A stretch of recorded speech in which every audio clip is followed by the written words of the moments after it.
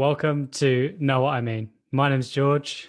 My name's Oscar, and this week we're doing our intro slightly differently. We've decided to scrap the bullet points. We both Yeah. dread that moment of trying to come up with the bullet points. And you know what? Like, we're here to have fun and enjoy ourselves, and that's what we're going to do. The thing that I enjoyed about this episode was I thought that we had a really nice energy. Like I felt really engaged in it the whole time. I wasn't really thinking about anything outside of the podcast or kind of stumbling over things. It felt like I was just in the zone. Yeah, me too. I did a bit of a warm up on this episode and I just felt really embodied in it. And I think we had a lot of fun recording. I also think content wise, it's just such an interesting area of like looking at extremes and looking at how you don't necessarily have to pick a side. You know, it's important that these two sides are working with each other. I don't know. I just find that topic really, really interesting. So we won't keep you any longer. Let's get into the episode. What the fuck was that sound?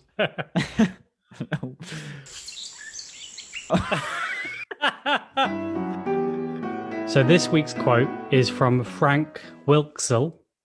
Oh my God. I've been thinking about saying that word, his name all week, and I messed it up. Frank Wilczek, who's a Nobel Prize winning quantum physicist. And the quote is, "You can recognize a deep truth by the feature that its opposite is also a deep truth."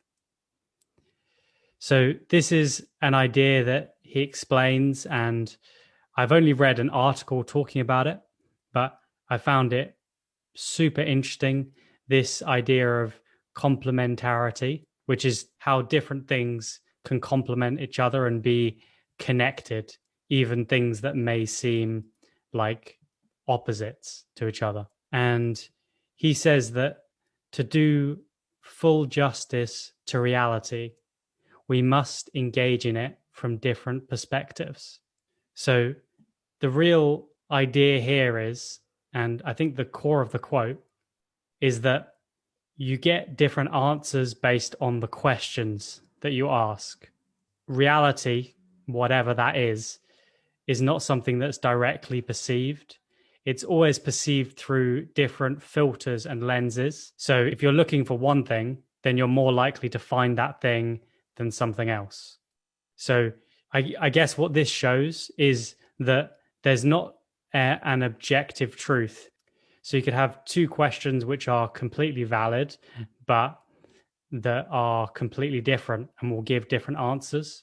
But those two things can be equally valuable. We had a conversation a couple of years ago now that's really stuck with me, and it feels very relevant to this. And it was us talking about, or actually you explaining that with politics, it's actually vital that we have both left and right wing people. And basically that it's important that there's a friction and tug between those two sets of values for us to land somewhere in the middle, which is where it's healthy. Mm-hmm. Yeah. And then there actually needs to be a constant kind of tug of war going on between those two sides. And I just found that so interesting as a idea, because the fact that you're not going to actually land on a concept that covers all of it, that is just right. You're just, oh, this is a right thing. Yeah, often seemingly opposing things are actually helping to balance. You find balance in their opposition. I just found that really, well, it just hit me and it stuck with me. I have actually written notes about that because that was one of the first things that I thought about. And it has been, quite a big realization and something that I think is incredibly important and incredibly or very rarely talked about. It's not that, okay, we can tolerate and get along with the people who are on the other side of the political spectrum. It's like, no, you need them. They're saving you. Like, people don't understand that. I've got a little example of it, which I think will kind of illustrate it with some nice oversimplified politics for everyone. So as you were saying, Oscar, like there's not one principle that's the right principle. It's that these two things need to interplay and they both help each other out. So if you say like people who are on the right, they want people to be rewarded based on how much value they provide to society.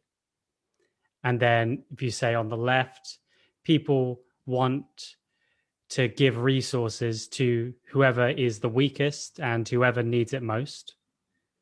Those two ideas are both sound great to me. Like they're both very valid ideas. However, they are in conflict and they both have shadow sides to them. They both have points where they break down, and that's why we need to have a discourse, like a constant checking and communication between these sides to find the right balance for each situation. Because if people are only rewarded based on their contribution to society, which is, you know, more right-wing view, then what happens is you have a really asymmetric wealth distribution, which gets worse over time. Because the more resources you have, the more resources you can get. You know, it's like the spend money to make money thing. So if this system is left unchecked, it just gets out of control. We've got a pretty asymmetric distribution of wealth with, you know, lots of people having huge amounts of wealth on one side and a lot of people poor or middle class or lower middle class or whatever. So it creates these big disparities between the haves and the have-nots. And you end up with people who are born without rich parents and they have very little chance to even live a happy and healthy life, and they kind of get neglected by society, which is really not what we want. It doesn't feel right for that to happen, because we should be able to manage. We should be able to at least help those people who really need it, who aren't able to work for whatever reason, or who didn't have rich parents or whatever it is. But let's look at the left-hand side of things, which would be to start giving resources to these people and take that to its extreme. Because if we just think, okay, it's a fact of human nature that people want to get as many resources as possible with little effort. And this is something that essentially means like people want to get power without expending effort. And this is kind of seen as quite an ugly thing. And a lot of people don't discuss it or deny that they want power or whatever it is. But you probably shouldn't trust those people, because it's not just about getting money. That's not the only resource, although it's a very common and powerful one. But also things like time and social capital of being respected in your community, having people think that you're a good person, that's a resource. And people want more of that. So what happens if people who are in need and weak, if they are given resources, then more people will either become weaker or even pretend to be, because they want those resources, because that's become the easiest way to get resources, is to be needy. And that's just something that's going to happen based on human nature and behavior economics. That's just how things are going to tend. So really what needs to happen is just a balance between those two things. There's shadow sides to both of them, and it's so important that there's a discourse so that we can find the right balance. Yeah, my sense from that is, because you've gone through there one example of the fact that neither of the extremes or the sides are complete without the other, and they're both actually flawed in their ultimate. Like if you were to fully just go with one, then they're flawed, as you've talked about already. It's like, so, but what I also find interesting in that is that it's not even just that we're trying to find the right political ideology or idea somewhere in between them. Yeah. It's actually that this dance between the two has to be constantly danced. You know, you have to have people protesting. You have to have one side taking over to a certain degree so that then it gets, you see the flaws in it and it gets pulled back to the other side again. Yeah. And they're jostling. And I'm really interested in that in regards to life, you know, and how it's kind of a game that is being played out. And I experience in my own life all the time, because I'll go too far into one extreme to the point where I'm reminded of why I need to pull myself the other way. One way that I've noticed in it's within spiritual circles, which is quite ironic, because one might assume that these extremities and differing camps might actually subside in something like Buddhism or whatever, but it just doesn't. It's the exact same as anywhere else. You've got two jostling extremes, both of which have got valid points. So, and this is really simplifying down, but there's two paths. There's what's called the 𝗢𝗲𝗿 path. It sort of means cultivation. So a path where you're putting in effort and training yourself towards this end goal of enlightenment. And the other route is that there is nothing to do. Any effort that you put in to becoming enlightened is unenlightening you.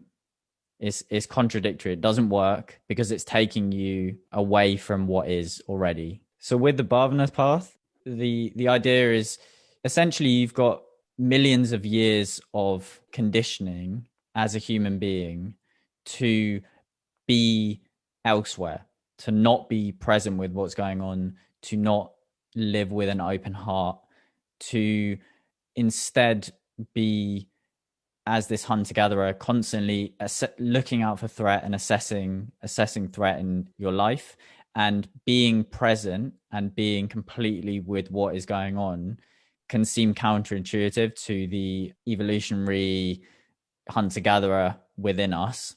And so the 𝗢𝗲𝗿 path, or training path, is that it takes an immense amount of work, potentially lifetimes and lifetimes and lifetimes of work, if you believe in reincarnation, to train yourself out of the tendency to be elsewhere and to be constantly striving to complete yourself at some other point through food, sex, status, all of these things.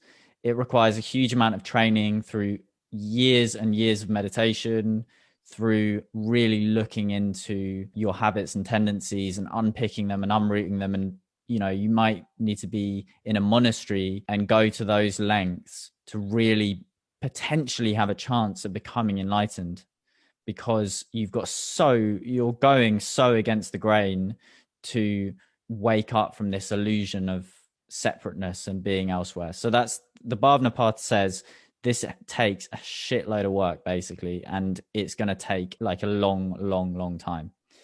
The nothing to do path essentially says any goal setting, whether it be for a business or enlightenment, any goal setting is goal setting. You are still striving to be other than who you are, where you are, what you are. You're saying, I'm incorrect. Over there is enlightenment, years and years and years away. And one day I will get there. One day I will train myself to get there. And the nothing to do path says, well, that's a complete contradiction. So at some point in the future, you're going to stop striving to be elsewhere. You know, that just doesn't make any sense. Right now, you are complete. Now, you are, you know, even you are already enlightened. You are already the Buddha. You are already anything that a Buddha has, you have already.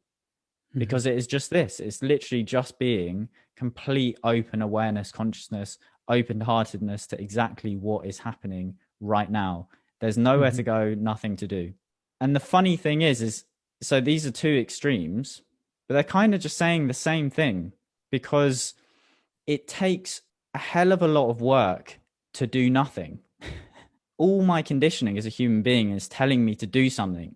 So to just literally stop and just be with what is so hard, and yet it is effortless at the same time.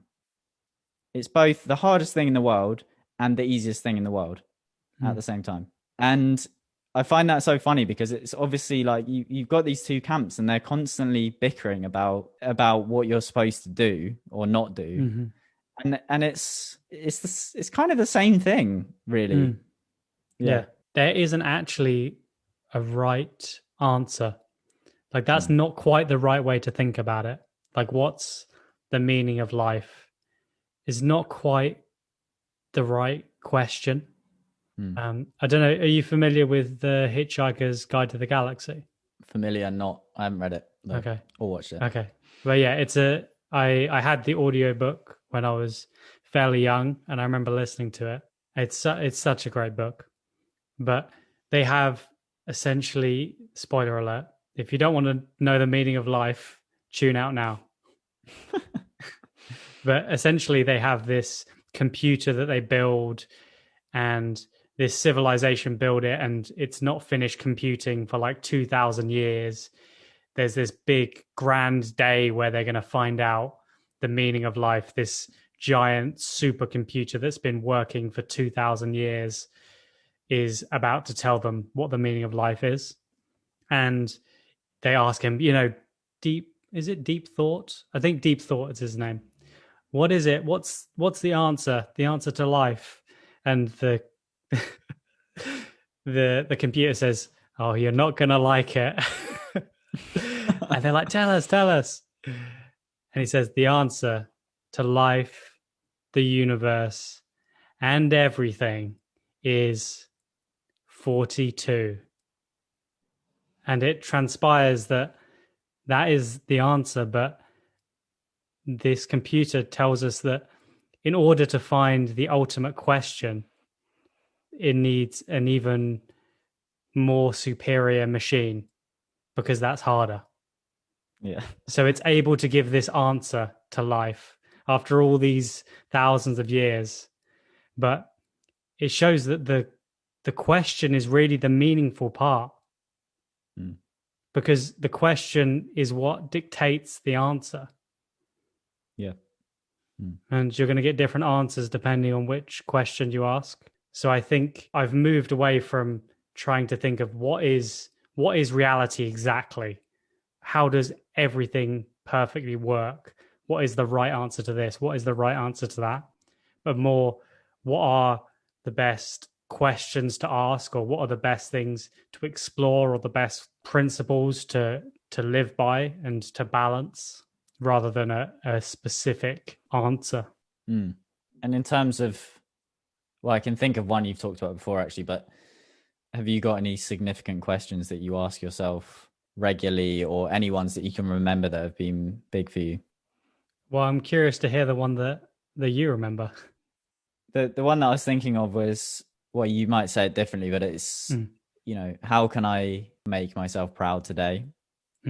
Yeah, so that's something I like, because it doesn't have a specific pattern of what to do. And this is something that me and you have talked about a lot. Both of us kind of enjoy thinking about systems, or what's the best way to do something. And I used to try and really find these rigid systems of how to do things, like the specific steps to do things. But I've realized that life is organic, and it doesn't fit usually into these really rigid systems. Rigidity breaks because there's going to be edge cases or unexpected things that shatter it. So it's important to have more organic principles that can shift. So that's why I've adopted that. How can I make myself proud of today as a mantra? Because it's something that always leads me to do the best things. It makes me think about what's going to make me proud of right now, but also in the future. what things will I be proud of having done? And it doesn't say this is the right thing to do. Like you should always do this or you should always do that. Like having a mantra like always be hustling, because that's not always the right thing to do. So this kind of leaves an openness that as my perspectives change and as my circumstances change, this is something that will still be correct and will still be a good thing to do no matter what situation I'm in. So it's stronger for that. Well, it's a question. So, it's not, you haven't settled on a principle, because the principles in a way are more rigid. They are less flexible by nature. They don't offer you different answers necessarily each time. Well, it's just interesting reflecting on religion and the differences in religion, and how some seem to state more, this is it. This is exactly, you just stick by this and that's it. And there seems to be a rigidity to that. The thing within Buddhism is the Buddha said something along the lines of, essentially, just you have to test this in your experience. Don't believe me. Go away and just test this in your experience. And that flexibility and just dropping that question in there, that leaves a lot more flexibility. Yeah. I'm trying to link it back now to the quote. I've got a good one. So to link it back to the quote, I was thinking of an example of, say, life is meaningless. That's something that you could very easily see. Okay, I can see how that could be true in one way of looking at it. Do you want to explain a little bit about why that might be?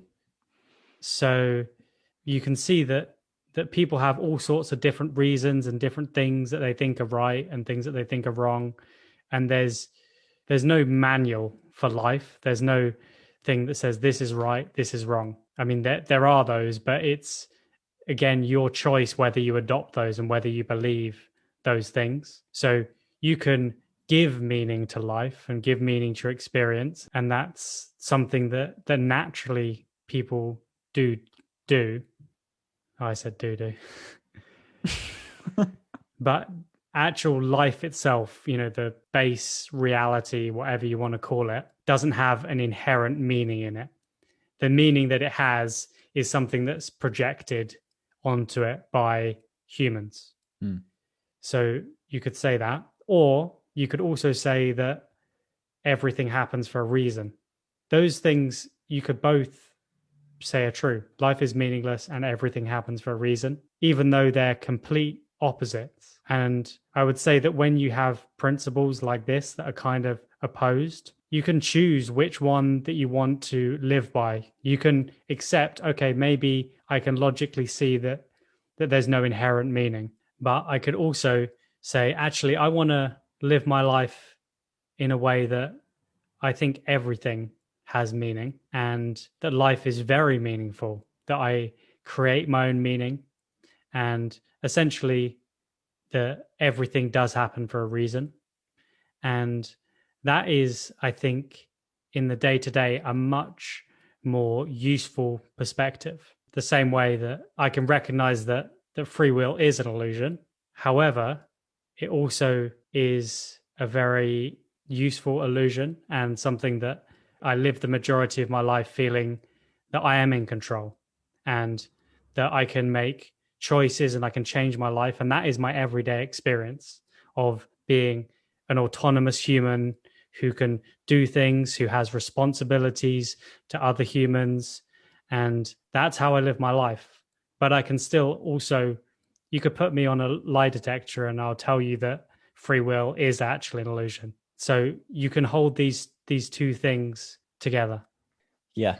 I think with the projection of meaning, I find that really interesting, and I'd love to do a quote on that at some point because there's so much there. But yeah, that thing of you bring meaning to the world, you make the world meaningful. So you could say the world has no meaning because maybe inherently without thought it doesn't. But on the other side, then it's full of meaning because I create my own world. My whole experience is my world and it's full of meaning. And so it's completely meaningful at the same time. It just depends on the angle that you happen to take. Mm-hmm. If I take my experience of being alive, life is full of meaning. If I take a reflective approach of what exists before my thoughts about it, then it's devoid of meaning. But it's just dependent on the particular angle that I'm taking. Well, that seems like a beautiful place to end it. I have a quote, not for next week. You know what? I'm fucking switching this shit up. This is next week's quote. It just happens to be a quote that I wanted to read based on this quote. So, and beautiful. Good luck editing this. I don't know how this is going to work. Doesn't matter. So this is a quote that I wanted to bring up for this and for next week. It's a quote by Nisargadatta Maharaj, an Indian guru. Wisdom is knowing I am nothing. Love is knowing I am everything. And between the two, my life moves. Beautiful. I really want to explain that, but at the same time, I feel like it's quite good to maybe not. Yeah. Let's get into that in the next episode. If you enjoyed this episode, then I'd really appreciate it, or we'd both really appreciate it if you would share it with someone who you think would enjoy it. We're not paying to get this promoted or anything. We're just that's how we're planning to grow and spread these conversations. So if you want to do that, that'd be awesome. We've also got a link to our coffee account if you want to buy us a coffee. And if you've got any thoughts about the quote for next week, then you can send them to knowwhatimean.podcast on Instagram, or you can send us an email. And the link to that is in the description. Thank you so much for listening, and we'll see you next week. Peace.